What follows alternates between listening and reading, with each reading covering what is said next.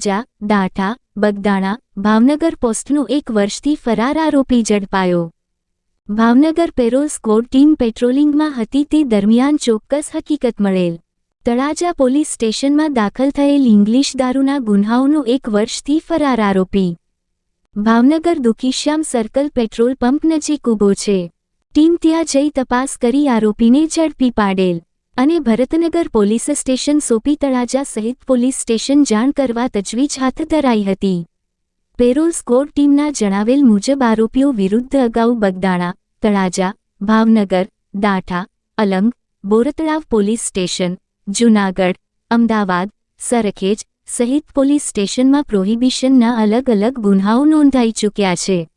ઝડપાયેલ આરોપી આદિત્ય લાભશંકર જોશી રહે ઠાડસ તાલુકો પાલિતાણાવાળાને ઝડપી આગળની તપાસ હાથ ધરાઈ હતી।